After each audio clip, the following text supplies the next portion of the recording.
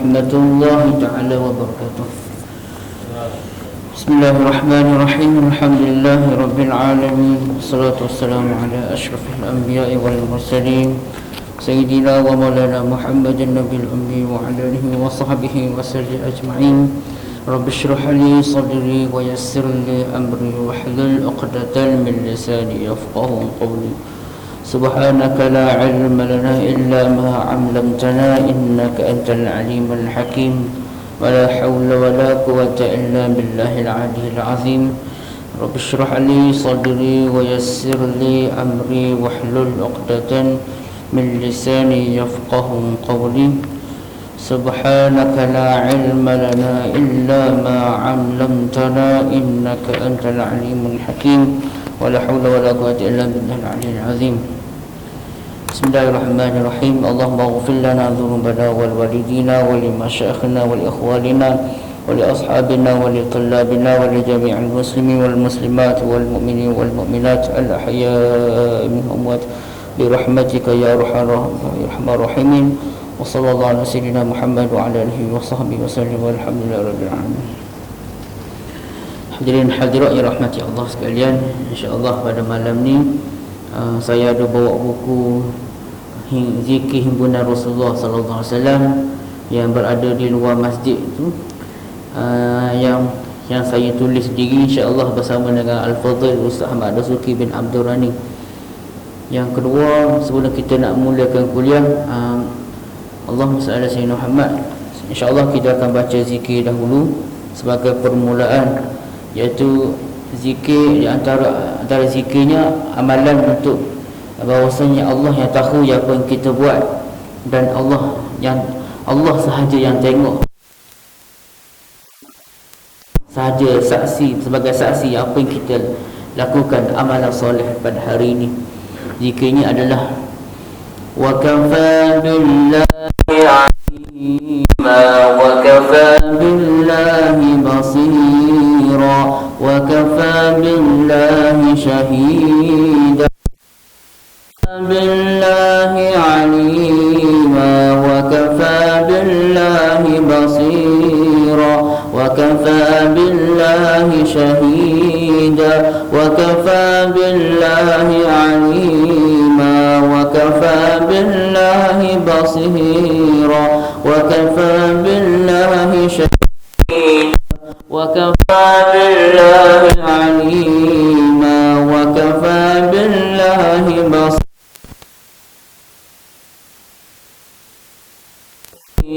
wa kafa billahi alima wa kafa billahi basira wa kafa billahi shahida wa kafa billahi alima wa kafa billahi basira wa kafa billahi shahida wa kafa billahi alima wa kafa billahi basira wa kafa billahi shahida wa kafa billahi alima wa kafa billahi basira wa kafa billahi shahida wa kafa billahi alima wa kafa billahi basira wa kafa billahi shahida. Maksud dia wa kafa billahi alima, cukuplah Allah tahu yang apa aku buat ibadat pada hari ini, zikir. Wa kafa billahi basira, cukuplah Allah tengok apa yang aku buat. Wa kafa billahi shahida, cukuplah Allah saksi apa yang aku buat atas dunia ini dan akhirat. Allah saksi kita buat amalan soleh, iaitu zikir, antara zikir supaya kita hindari dari penyakit ujub dan riak dan takabur. Itu salah satu zikir, dan zikir itu ada saya tulis dalam buku himpunan zikir Rasulullah SAW yang berada di luar tu, insya-Allah. Jadi itu sebagai penawar hidup kita. Jadi alhamdulillah kita balik kitab kita pengajian Minhajul Abidin, salah satu kitab tasawuf Qala al-musannifu rahimahullahu ta'ala wa nafa'ana bi'ulumihi fid darain amin ya rabbal alamin. Berkata pengarang rahimahullah ta'ala Al-Imam Ghazali,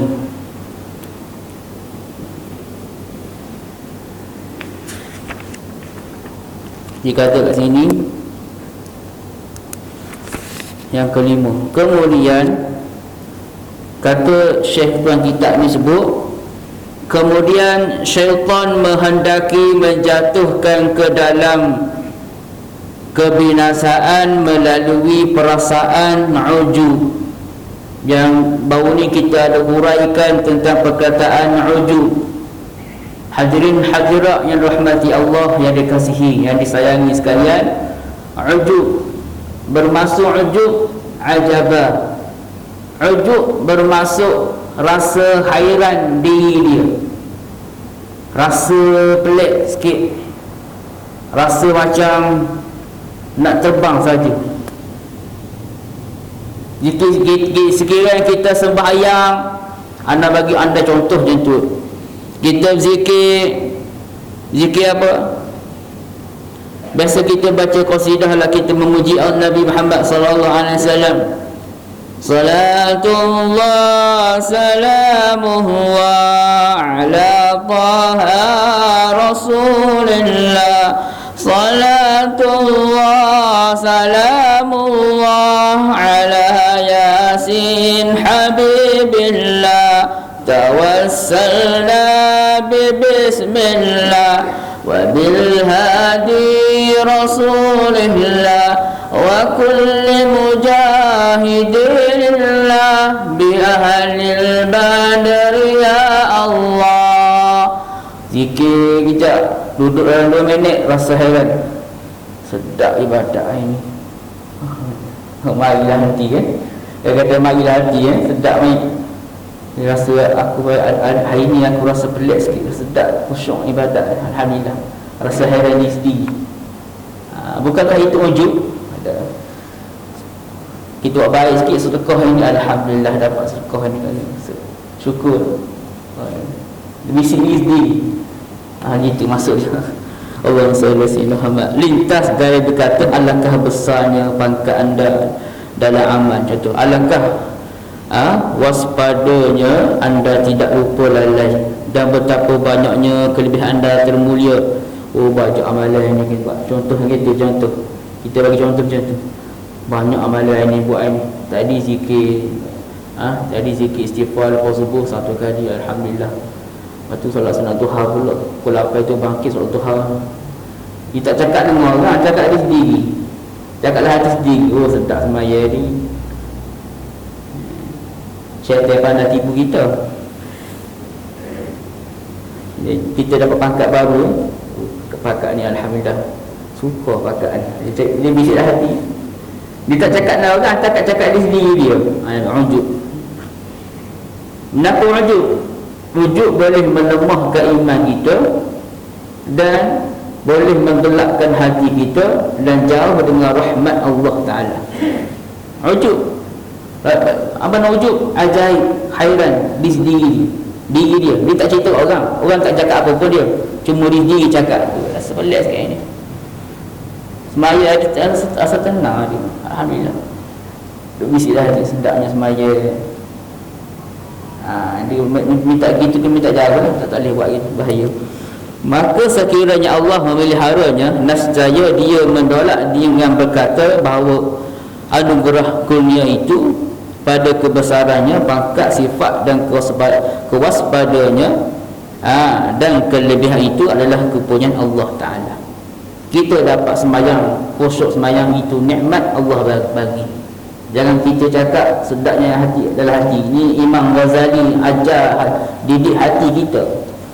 Jangan ajar sedapnya sembahyang, jangan ajar macam tu. Tu ujub.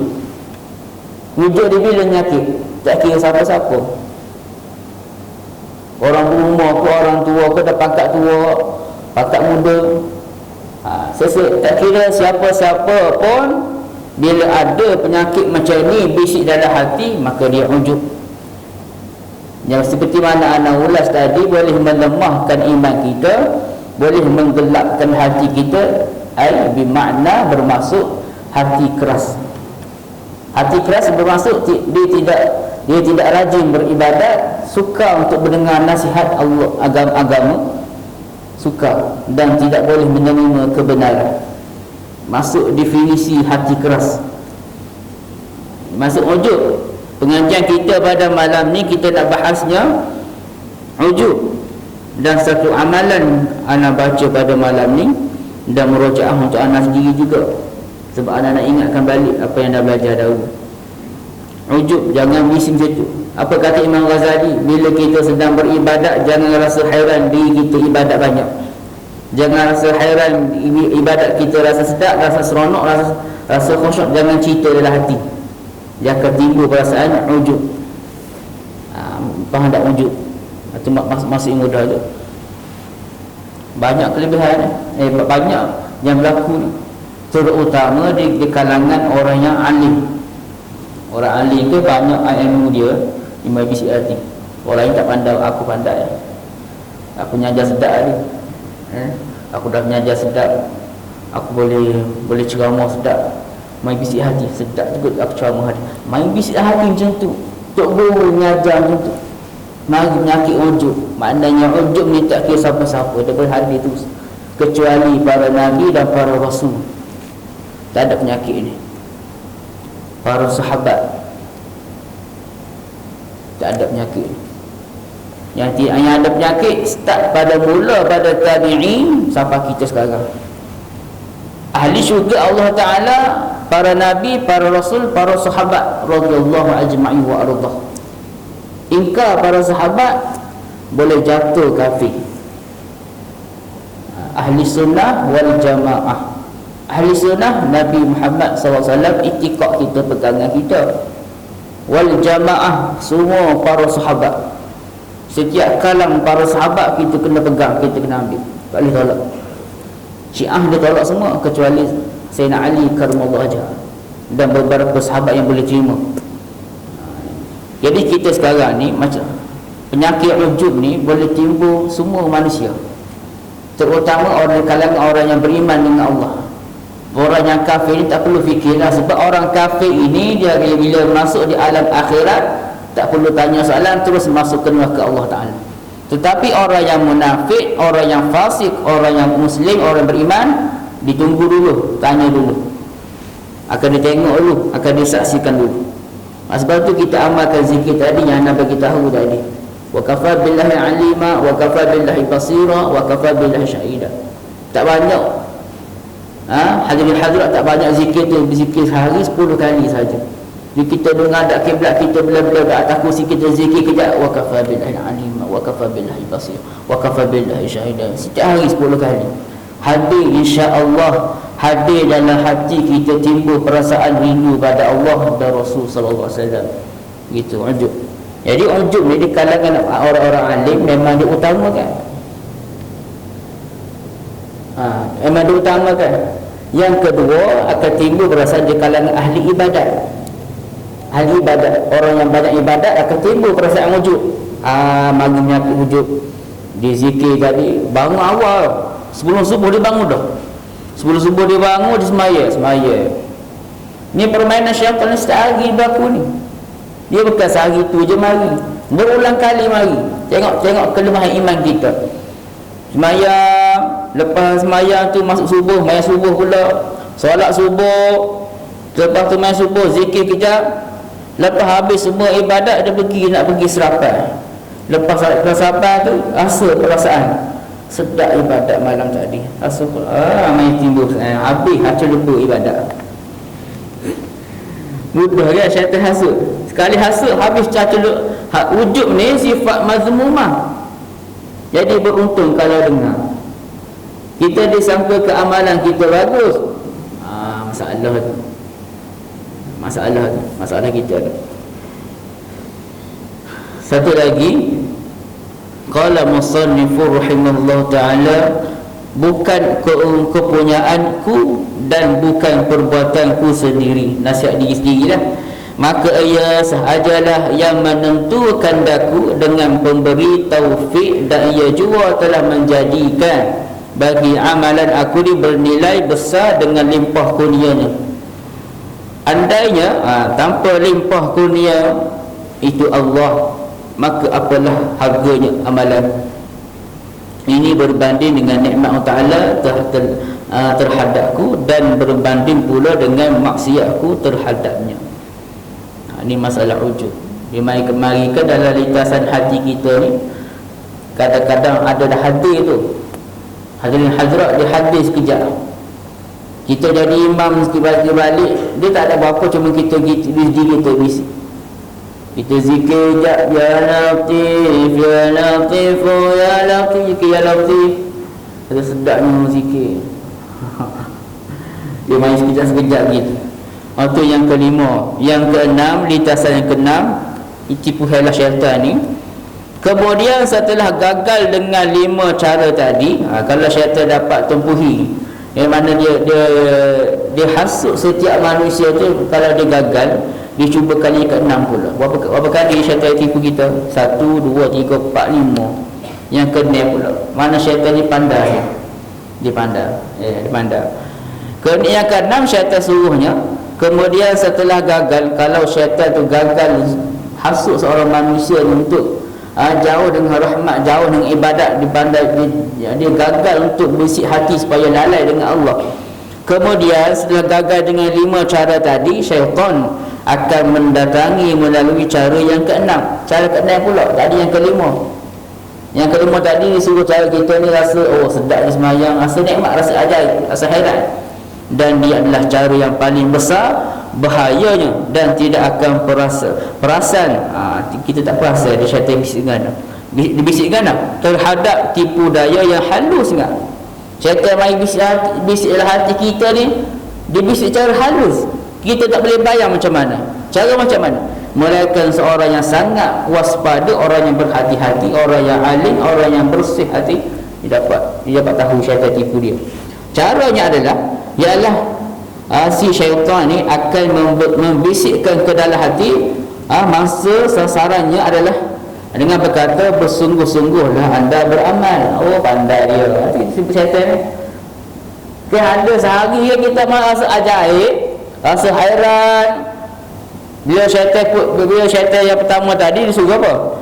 Yang pertama, jangan buat ibadat lah, jangan bangun solat lambat-lambat sikit lah. Jangan syaitan pandai, dia pandai hasut. Dia jangan buat ibadat. Mari syaitan yang kedua ni bisik pula. Kata menyuruh buatlah sembahyang tapi lambatlah sikit. Gitu. Bacalah wirid tapi lambat sikit. Bacalah wirid, lepas ni baca wirid, esok boleh buat hari. Syaitan pandai buat. Ini dengan kuliah. Bila depan ada lagi kuliah.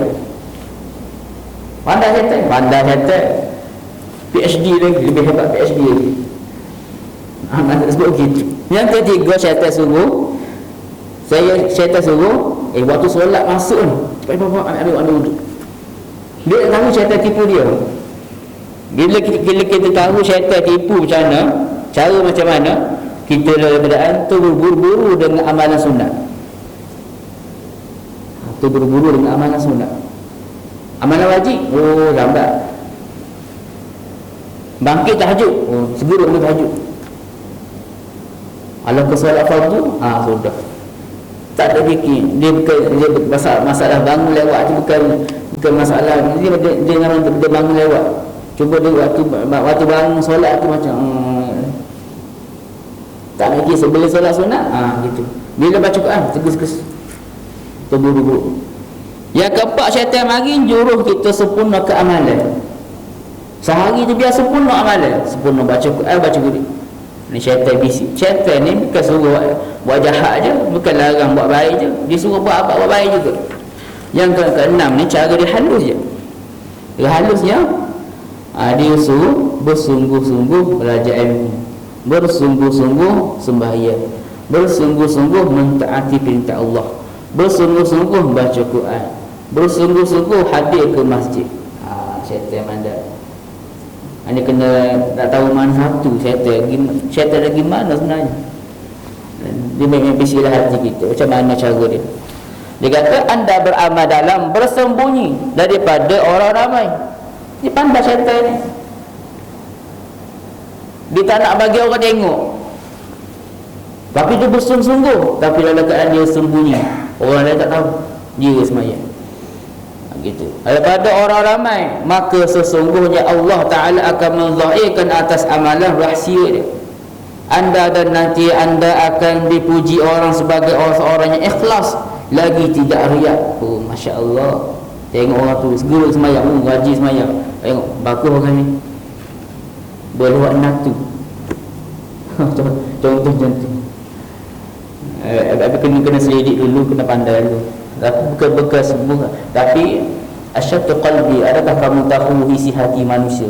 Cuma kita nak tahu yang cara-cara orang yang kena bisik syaitan. Dan memang syaitan itu halus. Syaitan ni memang halus, tipu dayanya, dan mencampur bau rukun,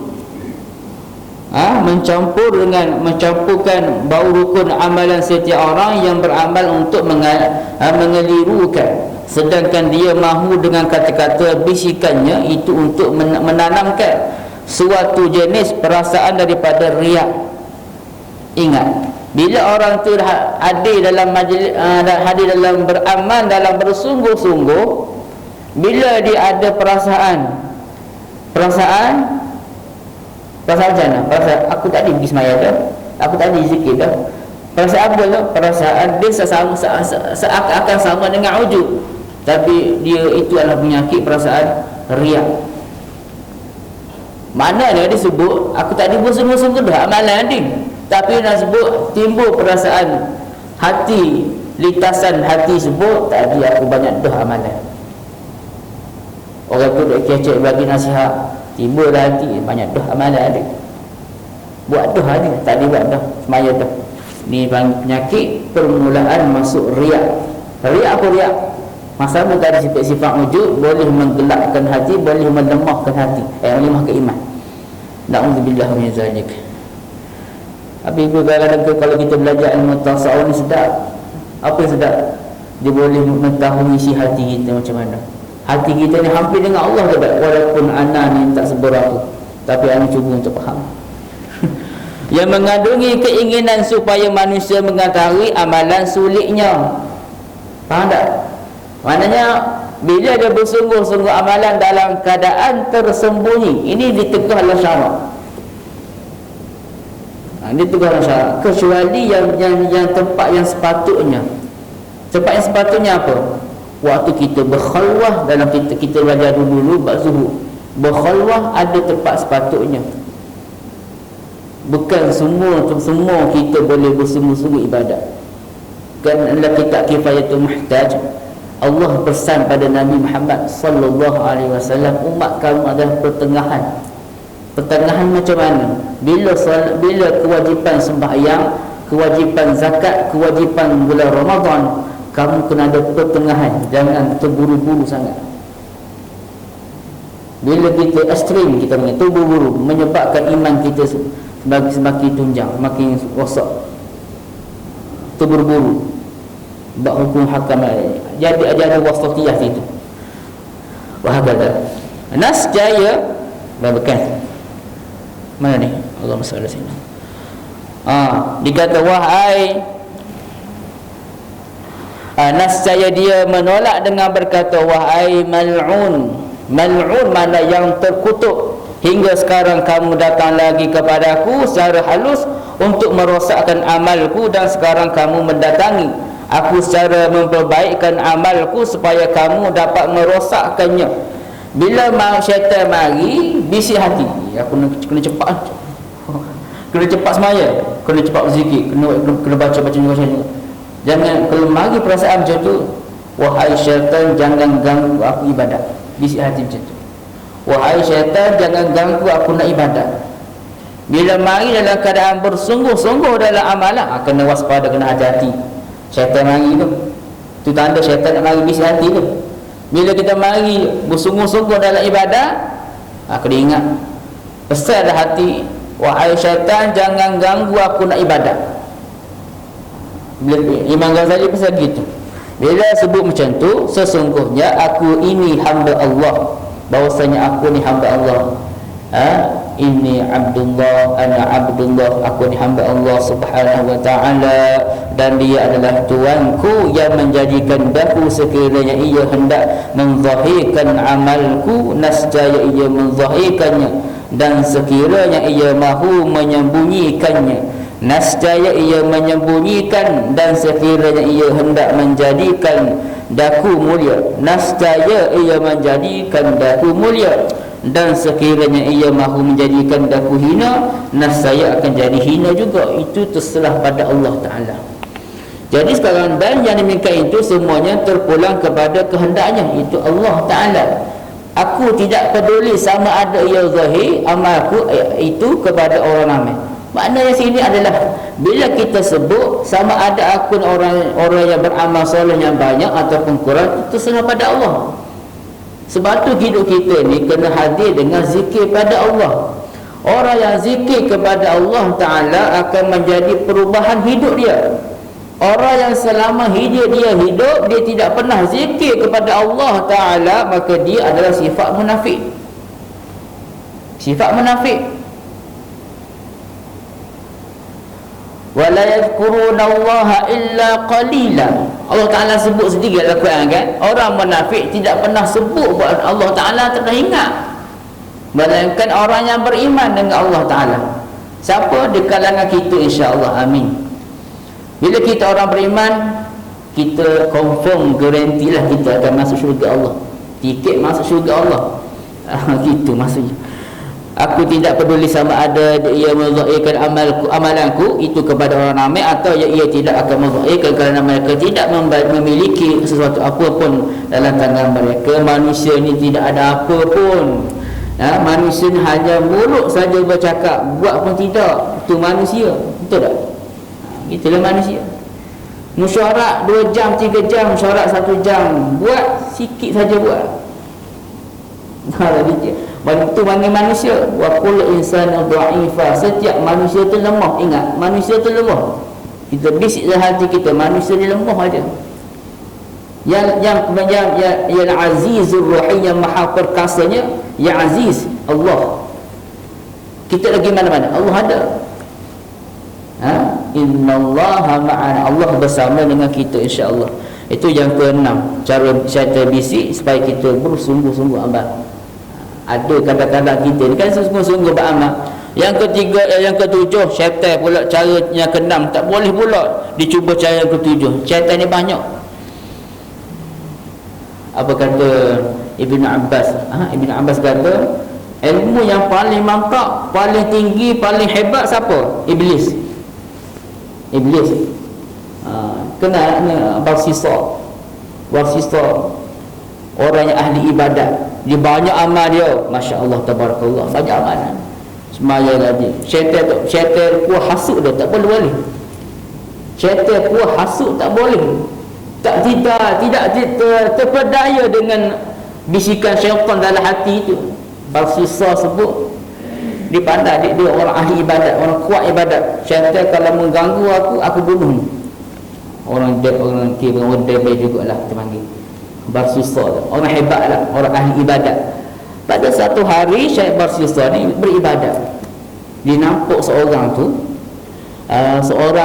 dia tunggu di pokok, duduk sambil berzikir pada Allah, pakai serban, pakai jubah, siap semua sudah. Cukup dekat semua sunnah Nabi sallallahu alaihi wasallam, pakai subhanallah. Dengar. Syekh Barsisa tengok perhati dia. Kata ulama, tengok dalam masa 3 hari. Tengok beribadat, banyak ibadat, tak pernah berhenti, semayang zikir. Lalu Barsisa kata, mari kita jemput ke rumah anak lah, rumah saya. Kita pergilah rumah Barsisa, pergilah ajak orang ni. Dia tak tahu itu syaitan, Iblis lah. Masuk rumah. Barsisa bagi makan, dia tak makan. Barsisa bagi tempat tidur, tak tidur. Zikir, banyak zikir. Barsisa jadi ajaib, takjub. Ajaib, banyak ibadat ni. Tanya macam Barsisa tengok banyak ibadat. 3 hari tanya, kamu ni siapa? Wali Allah ke? Iblis ni pandai. Aku ni orang biasa je. Kadang-kadang orang jumpa kita kan ada. Aku ni orang biasa je, kadang-kadang beribadat. rajin pandai dia syaitan. Lepas tu syaitan ni dia bila apa amalan, apa rahsia amalan. Jadi iblis ni cakap, iblis ni kata kamu kena buat dosa sekali baru kamu rasa ada misal. Kata syaitan Barsisa cakap betul juga buat dosa. Sebab orang yang beriman, orang yang beribadat ni kena ada buat dosa, kena buat kesalahan. Tapi Barsisa tak terdaya lagi. Mana boleh buat asal saja dosa, tak boleh, kecuali kita tak sengaja tu boleh. Barsisa ni pandai sikit. Jadi syaitan boleh diolah lagi, tipu olah lagi. Itu mana syaitan ni pandai tipu kita. Dia tipu lagi. Macam ni Barsisa. Kamu rasa kamu sebenarnya nak dapat dengan Allah. Kamu nak hampir dengan Allah kan? Barsisa bercakap, ya, memang saya nak hampir dengan Allah. Macam mana cara dia? Jadi Barsisa cakap, cuba kamu try apa ni? Try mengarut sekali. Mana boleh? Sebab mengarut bukan dari satu syirik. Tak lagi dah. Bukan syirik. Syirik ni adalah orang yang menyekutukan Allah. Syirik bila mengarut kita dosa. Dan Allah, innallaha ghafurur rahim. Iblis tak bagi ayat pula. Sesungguhnya Allah tu Maha Pengampun. Dan iblis bagi tahu kat Barsisa macam tu. Jadi Barsisa pendengar duk mikir, boleh jugalah. Boleh juga. Dia terang. Sebab dia kata itu cara nak hampir dengan Allah. 1% nak hampir terus dengan Allah. Kata iblis lah. Dia tak tahu iblis tu hasut dia. Jadi dia hajaklah, iblis ni hajaklah Barsisa lah, pergilah satu tempat minagok. Pergi minagok tu, Masya Allah, minagok. Terang minagok. Barsisa iblis pun sekali lah minagok, dia minagok. Sama pegang belakang. Dia pergi minagok. Dia minagok tu, saat minagok tu, mula dah. Jadi mabuk kat si lah. Mabuk kat si. Lepas tu minagok dosa besar dah. Lepas Barsisa minagok, dia nampak perempuan cantik, pelayan lah. Pelayan dekat kedai kan, pelayan-pelayan nampak perempuan, nampak tubuh badan perempuan comel, perempuan ni rasa nak peluk, rasa nak pegang. Murah lah, mabuk. Dia mabuk, pegang perempuan tu. Bila pegang perempuan tu, zina dah. Dosa besar dah. Dosa besar dah.